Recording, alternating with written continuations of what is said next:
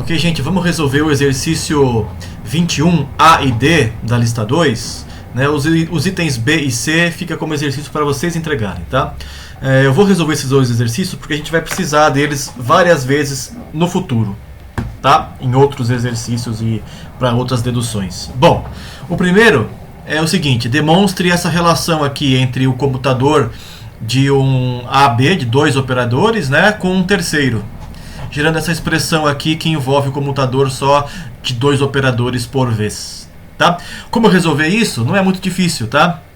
Veja, né, que o comutador AB com C é o ABC menos CAB. A ordem é importante, tá? Manter a ordem dos operadores, né, na sequência. Então, AB tem que aparecer sempre na mesma ordem aqui, né? Então, a gente tem AB com C, né, menos C com AB.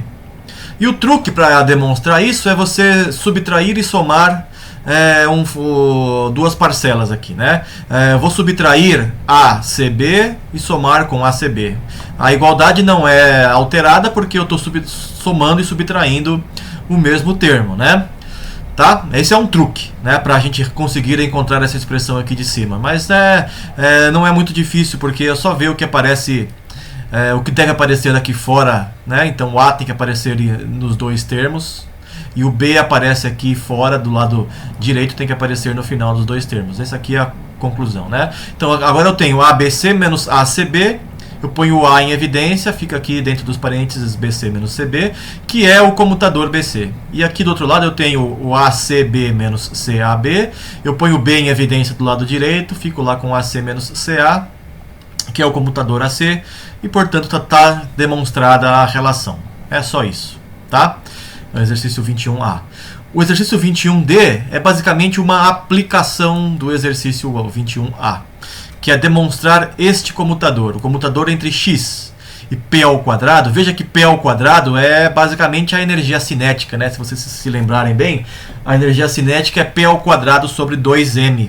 Portanto, p ao quadrado tem relação com a energia cinética. Tá? Eu quero que vocês demonstrem que o comutador de posição com p ao quadrado é igual a isso daqui, uma constante vezes o operador p, o próprio operador momento. A primeira coisa que eu vou fazer é inverter a ordem aqui. X, p ao quadrado, eu quero escrever p ao quadrado x, e para isso basta eu multiplicar por menos 1. Né? O comutador de dois operadores, AB, é menos o comutador de BA. Então, se eu inverter a ordem que aparece no computador, eu tenho que multiplicar por menos 1. Isso não é difícil de perceber. Né? E aí eu vou separar o P ao quadrado, na verdade ele é o P aplicado duas vezes. Né? Então eu tenho um produto de dois operadores, ou aplicação simultânea de dois operadores. Né? O P seguido dele mesmo.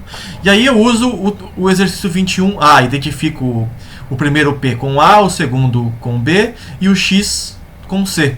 E aplico essa fórmula, né? O A, que é o P. Bom, aqui eu tenho então o sinal de menos do lado de fora, continua, né? Eu tenho o ABC, então é o P com X, mais ACB, mais PX com P, como está aqui, né? Daí eu tenho que identificar o comutador P com X. P com X é menos o X com P, que eu sei que é IH cortado. Aqui eu fiz isso, tá certo. Menos X com P. O comutador XP é IH cortado, portanto esse sinal de menos aqui nos leva a concluir que o comutador PX é menos IH cortado. Tá? Lembrando que IH cortado é o comutador X com P. Tá? IH cortado. Bom, daí é só terminar de fazer a substituição nessa expressão aqui, né, que a gente tinha encontrado. O computador de x com p ao quadrado é menos p com x, que é menos IH cortado, né, mais esse daqui, que é menos IH cortado, p. Como IH cortado é sempre constante, eu ponho tudo de um lado só, somo os dois, né? O sinal de menos acaba se simplificando e eu concluo finalmente que esse daqui é o comutador x com p ao quadrado, 2IH cortado momento, certo? É só isso, o exercício 21A e D. Vamos agora para o exercício 23, que é um exercício bem teórico e super importante para o que a gente vai ver no futuro quando falar de momento angular tá? E de spin. É o seguinte, o exercício fala para você demonstrar que se dois operadores têm o mesmo conjunto de autofunções, eles necessariamente comutam, tá? Dos operadores têm o mesmo conjunto de autofunções, todas as autofunções de um são as do outro também, então eles necessariamente devem comutar. Como eu vou demonstrar isso? Seguindo a dica do exercício. Veja que se dois operadores não comutam, eles não podem ter o mesmo conjunto completo de autofunções. Essas duas observações são equivalentes, tá? Então, ao invés de demonstrar essa daqui, que é o que o exercício pede, eu vou demonstrar essa daqui.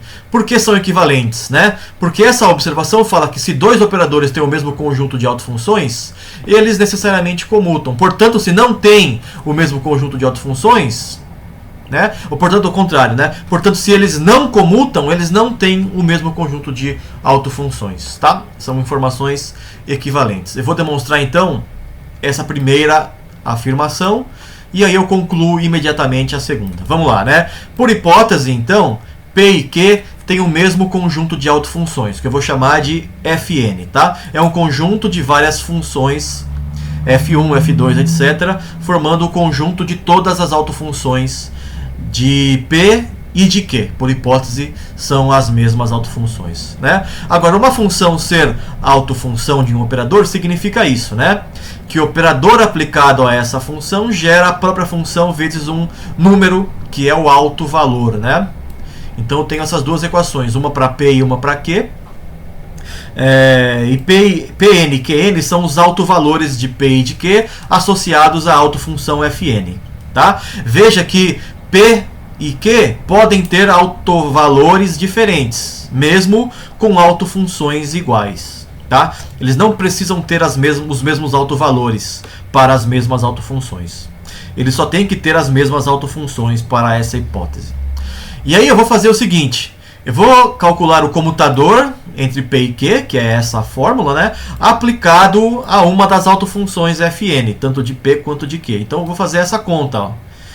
O comutador PQ aplicado à autofunção Fn, que é isso daqui. Bom, agora eu vou usar as equações de definição de autofunções, né? Veja, P, Q, Fn é o QFn, aplicado o Q primeiro, depois aplicado o P, né? E esse daqui, QPFN, é aplicar primeiro o P, a Fn, e aplicar Q ao que sair de PFN, né? Então, QFN é o QNFN, pela equação de autovalores, autofunções aqui de Q, né? Já o PFN é o PNFN pela primeira equação para P, né?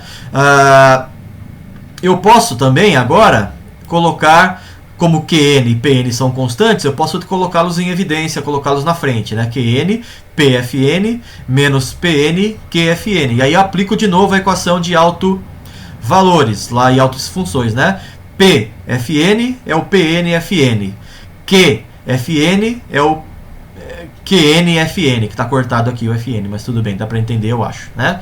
Esses dois termos são iguais entre si, porque a ordem aqui dos fatores de produto de escalares não afeta o resultado, né? Portanto, essa soma, essa subtração aqui vai dar zero.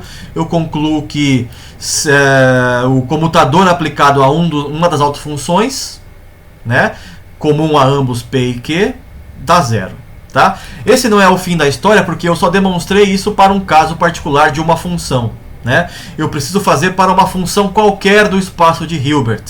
Então agora eu invoco o postulado de Dirac, que diz o seguinte: que qualquer operador hermitiano gera com suas autofunções uma base completa, né? Ou seja, o conjunto de todas as autofunções de um operador hermitiano gera uma base completa, e eu posso escrever qualquer função como uma combinação linear das funções da base, tá? E a base é a base das autofunções de qualquer operador hermitiano, né? Então agora eu quero escrever o comutador aplicado a qualquer função do espaço de Hilbert, né? Que é escrita como uma combinação linear das autofunções de tanto P quanto de Q, né? Bom, isso daqui abrindo, né, a função f é a combinação linear, e aí eu aplico a distributiva, né? Eu passo o operador PQ para dentro do somatório aqui. Cn é uma constante, então eu tenho a soma de vários Cn, o operador comutador PQ aplicado a Fn, que a gente sabe que já dá zero. Qualquer um desses termos é zero. Eu concluo que o comutador aplicado a qualquer função é zero, o que significa que o próprio comutador tem que ser zero, né? E aí eu concluo finalmente a demonstração dizendo que P e Q comutam, né? Ou seja, se dois operadores têm o mesmo conjunto de autofunções, eles comutam, como eu demonstrei aqui. Tá? Então essa primeira parte eu demonstrei, né? Como a segunda afirmação é equivalente à primeira, eu também demonstrei que dois operadores não comutam, então eles não podem ter o mesmo conjunto de autofunções. Tá bom?